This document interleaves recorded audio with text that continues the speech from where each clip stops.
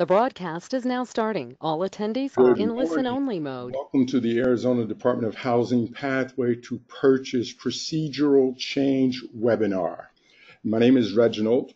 It shows it's just about 10 o'clock straight up, so we'll give it a minute or two for others who are going to be joining us to do so, and then we're going to jump right in. My goal is to not have this take more than 30 minutes. We want to hit on the highlights.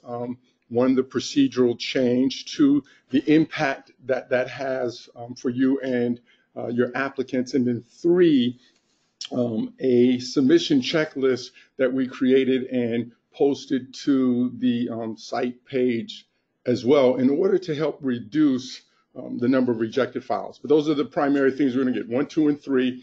I just wanted to tell you what that was, and I'll tell you what it is as we go through the webinar, and I'll be sure and recap and tell you what I said when we close. And hopefully, at the end of the time, everyone will feel better about this procedural change, their ability to utilize it, and the impact that it has on their transaction. So give it a minute, and then we'll get into it.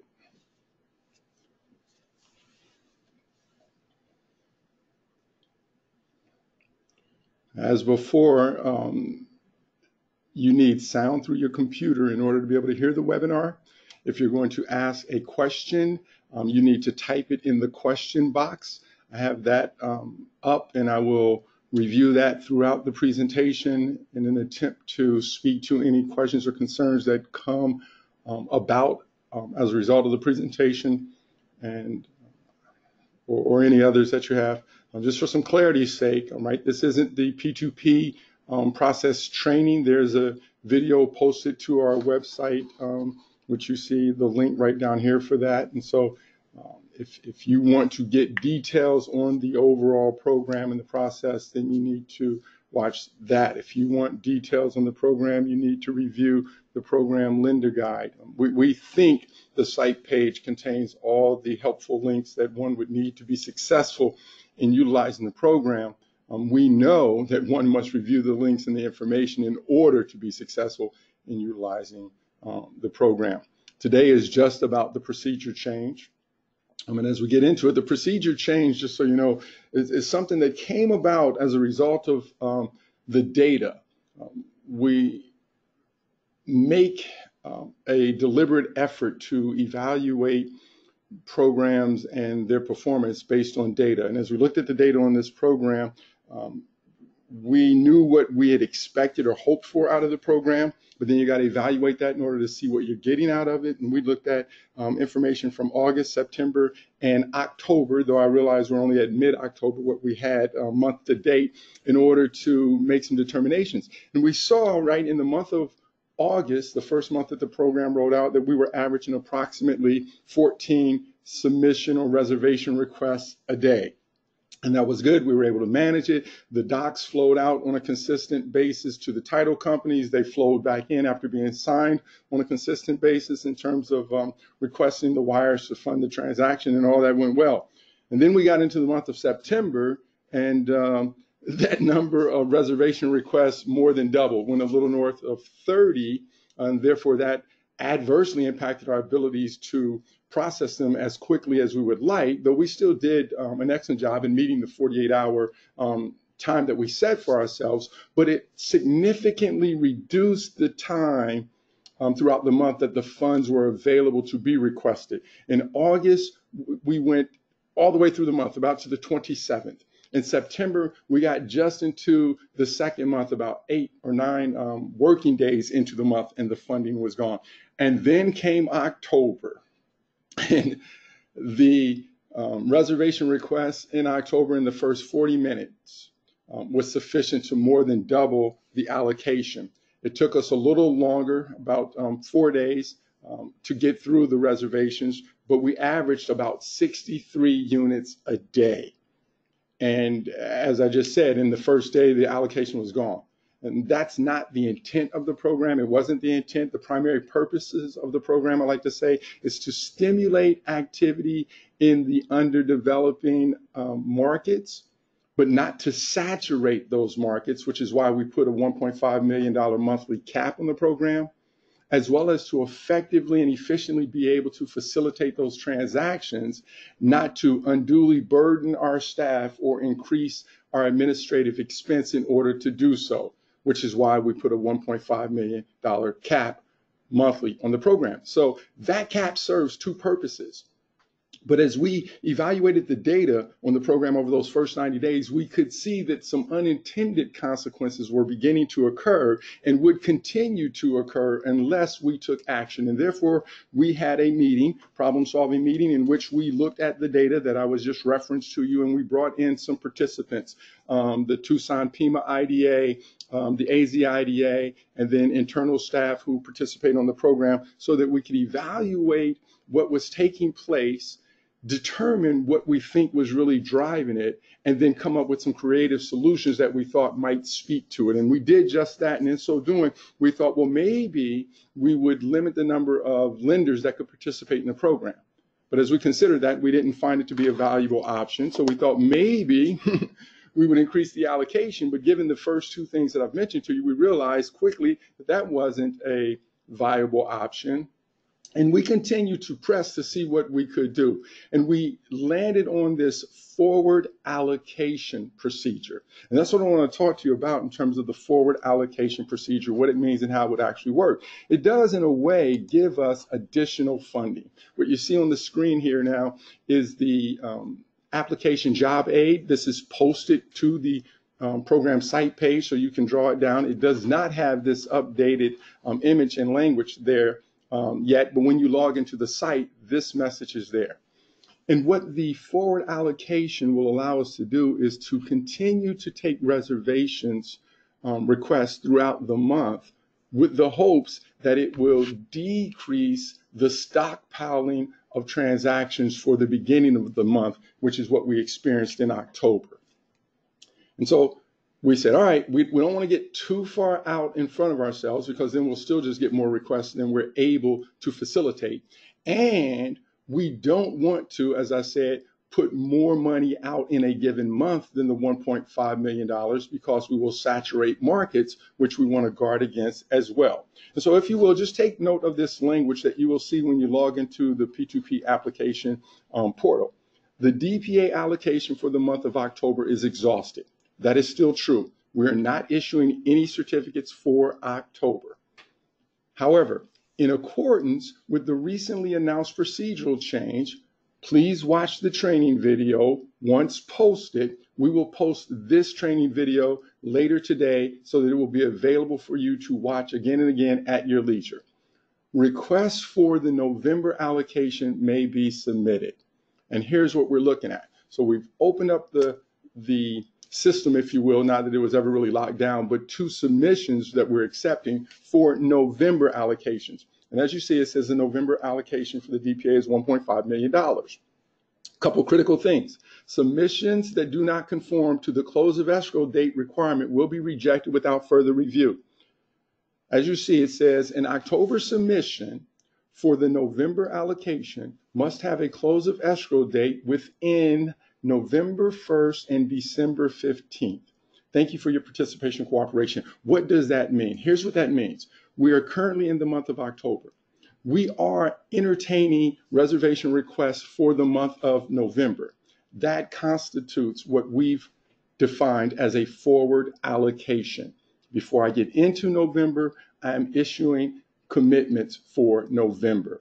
Therefore, when you submit that requests in the month of October, it is important to bear in mind, if you're issued a commitment, the effective date of that commitment will say November 1, which is why your close of escrow date must be between November 1 and December 15, because that commitment is good for 45 days, which we know to be ample time to close escrow on a real estate transaction.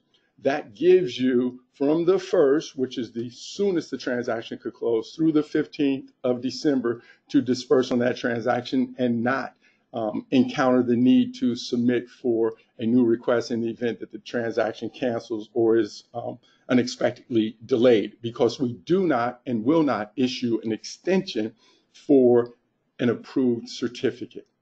I want to pause for a moment and give you an opportunity to digest that. I'm sure you can that you get it, right? Once we move into the month of November and are still issuing commitments based on the November allocation, that is no longer a forward allocation. A significant distinction for you to get there. I want to reiterate it because on the previous webinar, we had a number of questions that came up after that. It is only forward when the request is made prior to the month of the allocation. If you request November's money in October, then we're looking to make sure the close of escrow is between November 1 and December 15th, which would give you the 45 days. When you make a request of November's money in the month of November, that is a standard allocation as long as the close of escrow has not come and gone, right? Because we would say you don't have a valid purchase and sale agreement. We will issue the commitment for the day that we receive the request. You submit one on the 15th, we review it on the 16th. The commitment will say the 16th, and you have 45 days from the 16th to close that transaction. I think that should make you pleased. I know the feedback that we got from the initial webinar, people were pleased. They thought this would go a long ways in terms of eliminating the stockpile that had been occurring only to get a dump at the beginning of the month and have all the funds be exhausted. Now, we realize that there still could be some unintended consequences, that we may still get through a forward month allocation prematurely. Example, if between now, let's say October 17th, and prior to the end of the month, October 31st, we had issued enough reservations to expend the November allocation, there would be a dark period, if you will, where we again would not accept reservation requests because we won't issue a forward allocation of the December's money until we enter the month of November. Very important that you get that. So the forward allocation is only a 1 month prior to, it's not more than 2 months. The hope of the matter is though that ability to issue certificates for the current month as well as forward allocations for the succeeding month kind of gives us a 2-month window that hopefully will be able to accommodate all the requests that we get as they come in, and there will be no stockpile, and hopefully it doesn't run out and there can be no dark period. Those are the primary 2 objectives, to eliminate the stockpile and to eliminate the dark period. We'll have to monitor the program's performance as we move forward, just as we have in the past, to determine the effectiveness of this process improvement. However, the early indication is it will accomplish the objective. The first day we received an additional 22 submissions.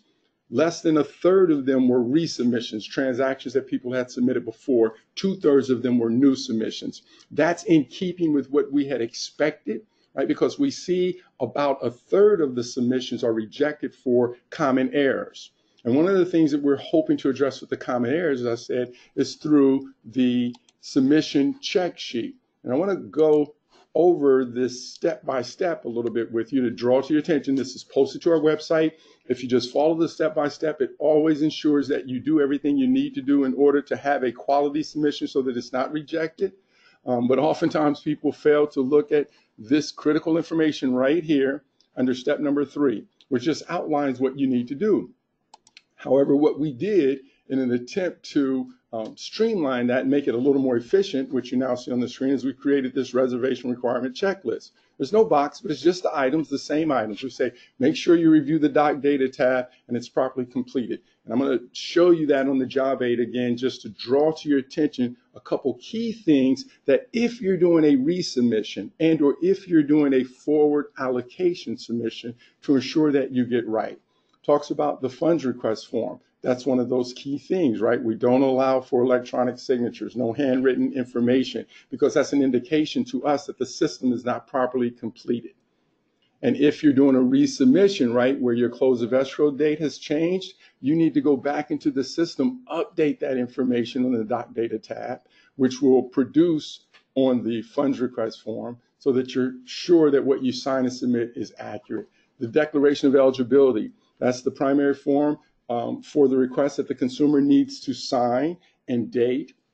And you need to review to ensure it contains all the information. A common error for that form is the county is left out. But it's critical because the customer is declaring based upon their signature that the property they're seeking to purchase is eligible for the program, and it's outlined by the information on the form. So when there's missing information, their declaration, if you will, is incomplete, therefore unacceptable, which is why we reject it. And I've said to some people who've asked me, is there no grace? And I'm a fan of grace. However, it doesn't extend to this program because it's imperative that we don't make mistakes and we don't get an opportunity to go back and get them right because we're not working with the consumer directly. We're working with you, our participating lender partners, for whom we are extremely grateful, and asking to pay close attention to the detail so that all of us can experience the success that we desire.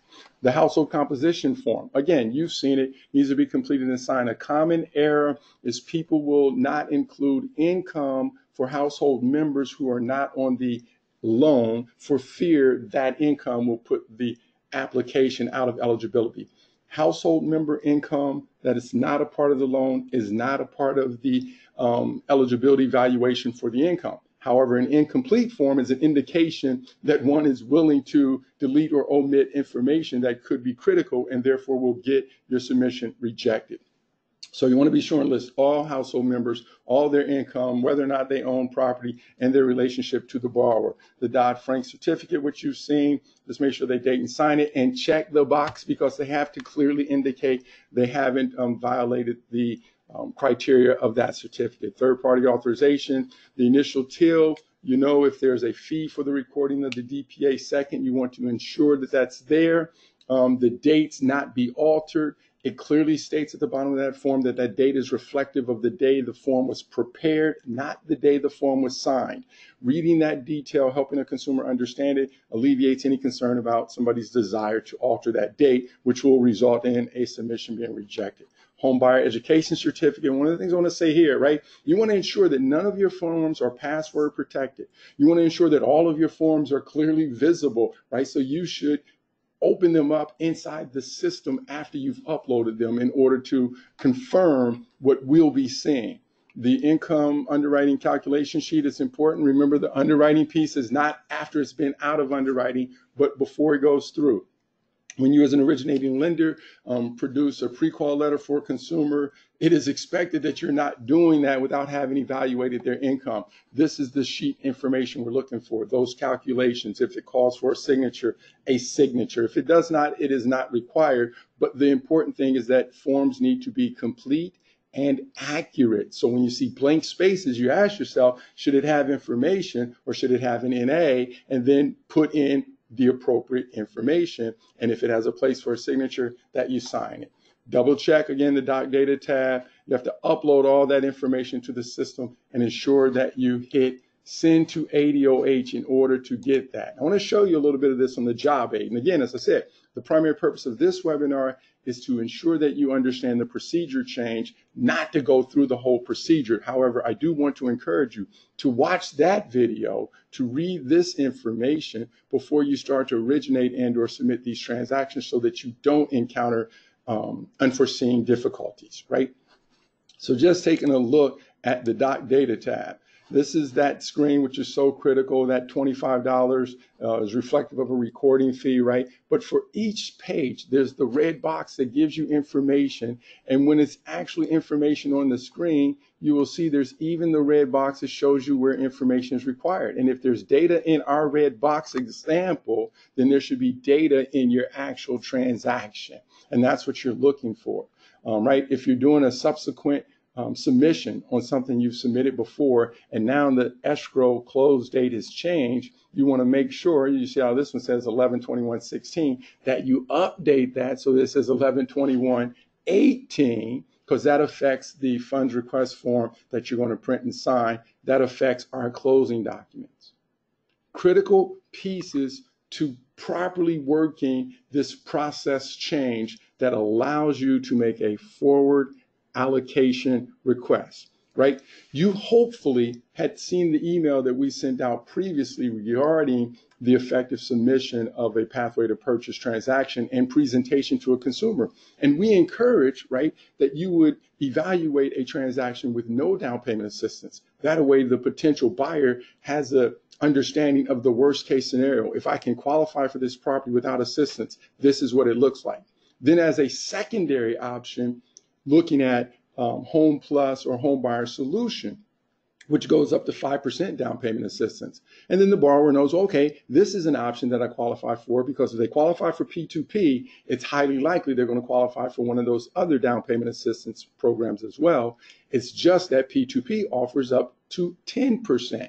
And that would be the last option, or that $20,000 max, right? And if it's properly presented, so the consumer sees, if I'm fortunate enough to get P2P, it looks like this. If not, then I have one of these secondary options and it looks like this. And worst case, I have a primary option and it looks like this. And then you're not at risk of losing a deal in the event that you don't get a reservation. And we're not having to then begin to explain to people other options as a result of not getting a reservation.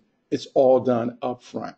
If you get the reservation, beautiful. If not, it's okay, because it's understood. That's critical, because communication is the major key to any successful relationship, which is why we're doing this webinar, to communicate to you this process change and how it works, to ensure if you're going to submit a transaction now that was rejected before, you want to make sure and update all the required information, especially, right, your funds request form. So that drives your data here.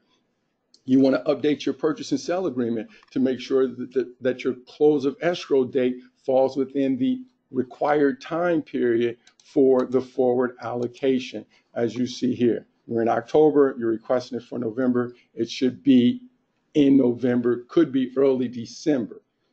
When you start to get into early December, just a point of emphasis, remember, we require 48 hours to disperse funds on a transaction. So if you're signing on the 1st, if that's a business day, the very soonest that transaction would fund would be the 3rd, 2 days after title returns to us an acceptable closing package. So again, right, we know that hopefully this opens up the window to some possibilities that weren't there previously, and yet you want to work it properly so that you don't encounter previous problems. I'm looking at the question box. Let me just see a couple things. Oh, woohoo! I like that. Somebody likes this. Thank you very much. Someone else sent us a congratulations, a thank you to the team members here at P2P for all that they've done. We appreciate your appreciating us doing all that we can to make us collectively successful at this. Is there a map showing the 6 Phoenix zip codes? That's outside of this, but I'm going to drop this real quick just to show you, right? On the site page, all the information you need is posted here. Target areas right here. Not mapped out, but it gives you the cities and zip codes. And now, of course, computer's taking a moment for that to come up.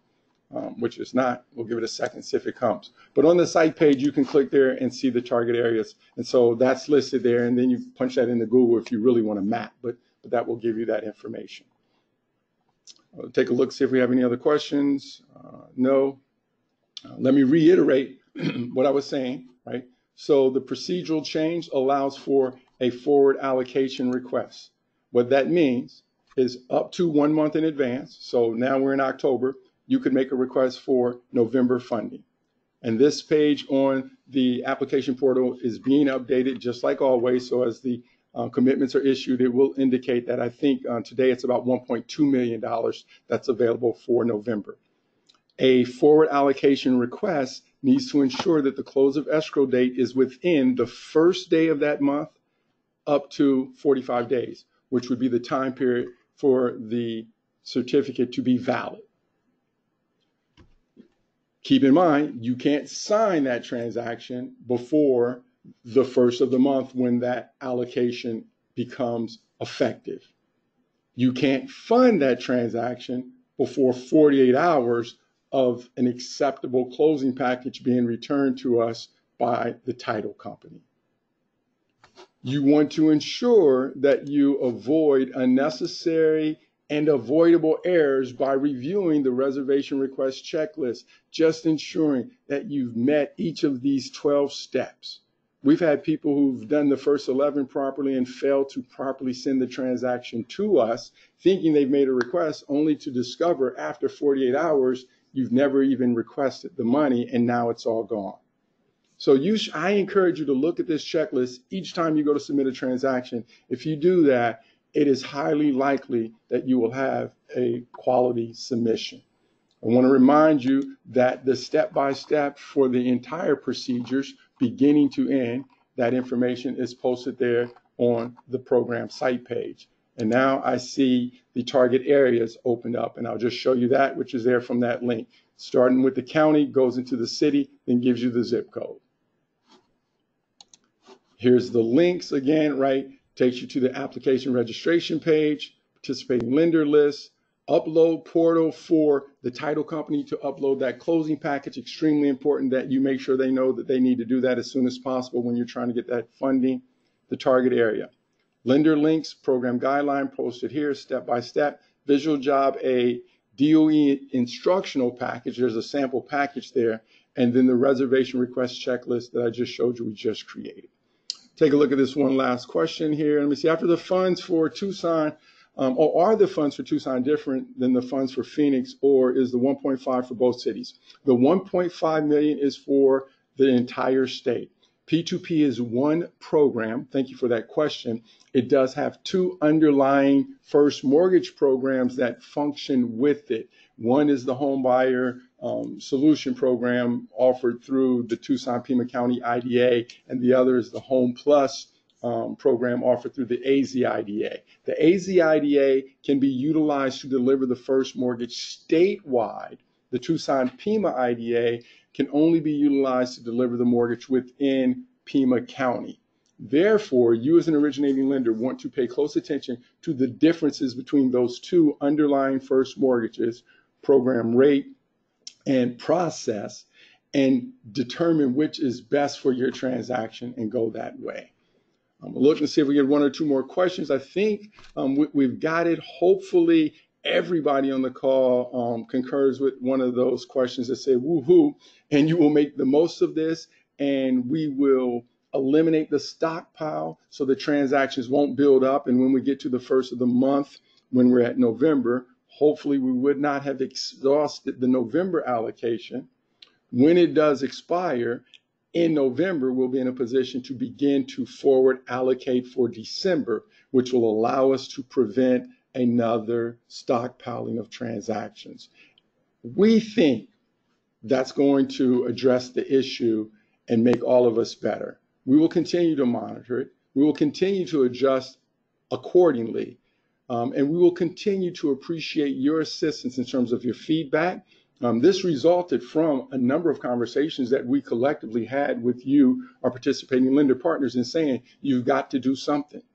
And we agreed. We just wasn't really sure what that something would be. After we got together, we came up with this, and we think it solves the problem. Great job, somebody said. Thank you very much. Where is the procedural change video? Good question. The first one was posted and then quickly taken down. You see, this P2P lender training video is on the overall process. This webinar we're doing right now, once I sign off, will be formatted, and it will be posted right here, and there will be the P2P Procedural Change video. So you'll be able to watch that by the end of the day and then anytime into the future. Thank you for asking that question. For files sent yesterday, when should we expect an approval? 48 hours. Good question. Remember, a submission on any given day by 4 p.m. is a submission for that day, and it's looked at within 48 hours. So yesterday by 4 p.m. will be reviewed by tomorrow, close of business. After 4 p.m. becomes the next business day submission. We aggregate that, and then we assign those the following day. Thank you for asking that question. That's how we manage that data, and that's how we give some real cutoffs. Are we able to reserve funds without uploading a 3.2 file? No, you are not. And that's not new, but maybe you are. So that's why you want to watch the whole video on the program. You must have a 3.2 file because that's how you import the data. It is highly likely you must have a 3.2 file because that's how you get the LP findings, and that's a requirement. it's highly likely you have a 3.2 file because you would have issued a pre-qual letter for the buyer to write a contract. So in short, no, I've given you the long answer. Yes, awesome job, and thank you. We appreciate that. Are the November funds exhausted yet? No, they're not. As I just mentioned, we still have 1.2 million for the November allocation. This was done yesterday, the screenshot, but when you log into the portal, you will see it says it's 1.2 million a day. Our hope is that 1.2 million will get us at least to the first of the month, where we will then be able to do forward allocations for December and avoid any other stockpile. Look here, yes, yes, yes. Excellent. Very few questions, which is a good indication that hopefully this is clear. And if it's not as clear as I like it to be, hopefully the information posted to the site is clear and hopefully will accomplish the objective that we all desire to get. And that is to assist eligible consumers without unexpected or unnecessary delays or interruptions in the process and stimulate the targeted markets at the same time appropriately. Again, I just want to thank you for your participation in the program, in the webinar.